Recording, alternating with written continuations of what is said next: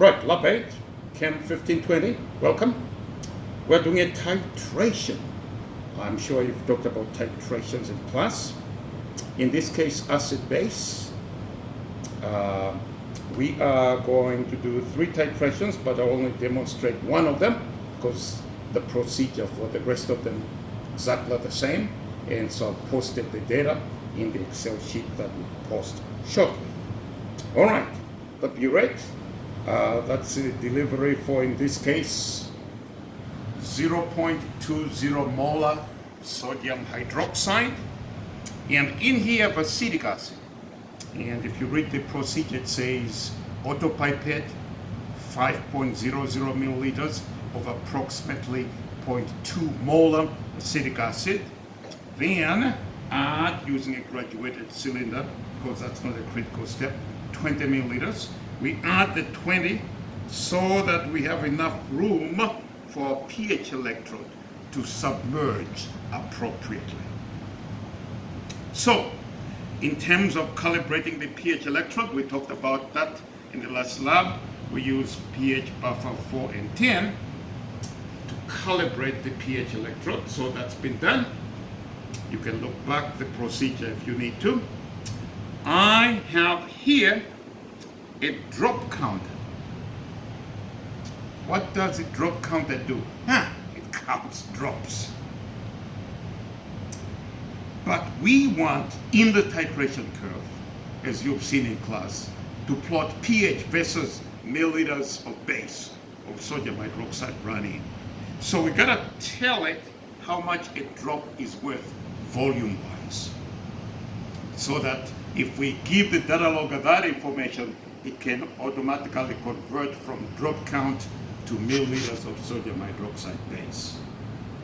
So I wanted to show how that's done. At this station here, I have a drop counter, a burette electrode, a burette, and all I've done is hooked up the drop counter to the data logger.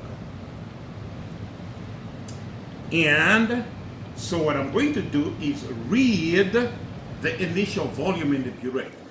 I carefully put it at a nice round number that's easy to read, 4.00 milliliters. And then what I'm going to do is I'm going to start the drop-wise addition.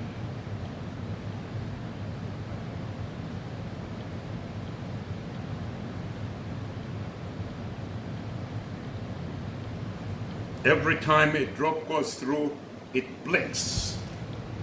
It blinks.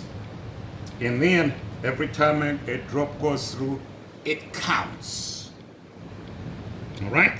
So all I would do then is watch the volume go down. I started at 4. I want to stop somewhere between 7 and 8. I'll stop at 8. So when I get to 8, I'll just turn this off.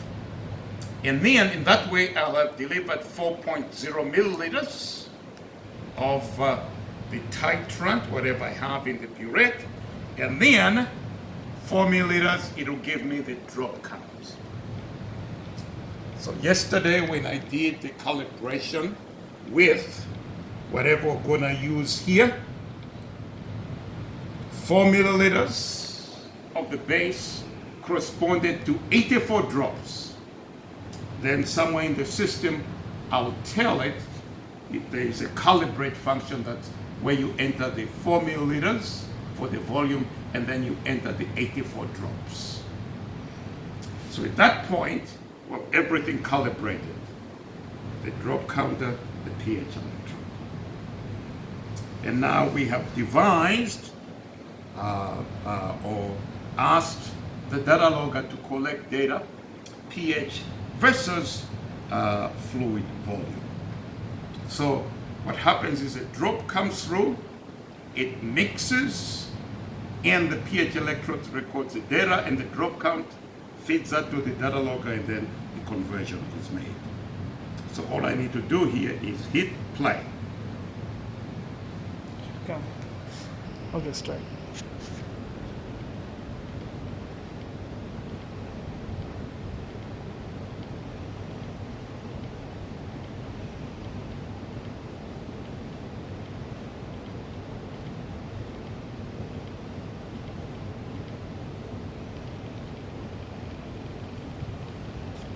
So I have it going drop by drop there, a little too fast. Ideally, one drop in about 2 or 3 seconds. Slow it down a little more here.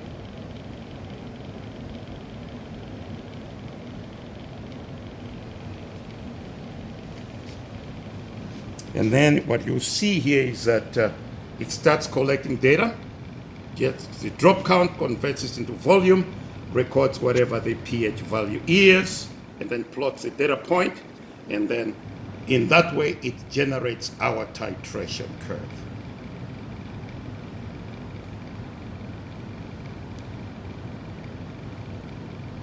We're getting close to the equivalence point. So now, as you can see, the pH rises very quickly with each drop. And then past the equivalence point, it rises pretty slowly. And so what we have here is really what, if you were doing manually, would be labor intensive. Add a small volume, record the pH and the volume on the pipette, enter all the data in the Excel, quite a long process. But this does it automatically for us. So we have actually come to the end of the titration curve, so I'll hit stop. So there is our acetic acid titration curve. It's actually better than the one I have in the data. But anyway, so now we're going to ask it to tell us where the equivalence point is.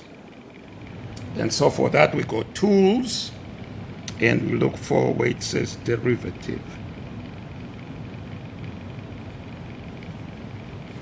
What has it done? It's done the derivative curve, which is actually a slope between adjacent points, and plotted the two on the same graph. And so I can find the equivalence point by going down and being right in the middle of the derivative curve.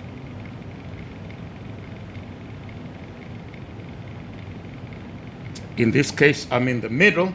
So then I can read, I don't know if I can focus on that, the XY coordinates. X is the volume, that's the volume to the equivalence point, and the Y is the pH at the equivalence point. All right? So knowing what you know, I can read that value as 4.32? 52. 4.52 And, divided by 2 is 2.26. So I can then scroll down, because at that point we know we're half through the titration, and we know then that we are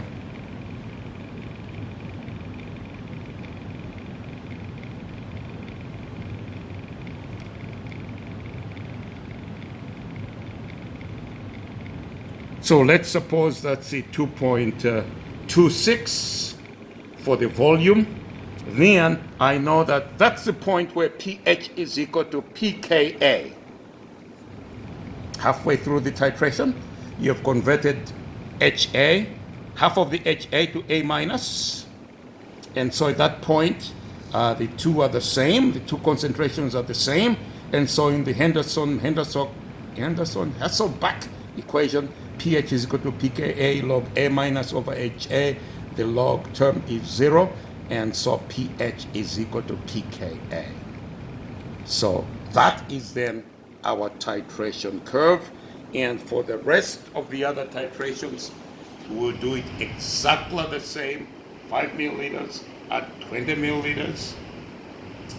Do the titration, obtain the titration curve, obtain the derivative curve, and seek out the critical points in the titration. My friends, that's our lab number what?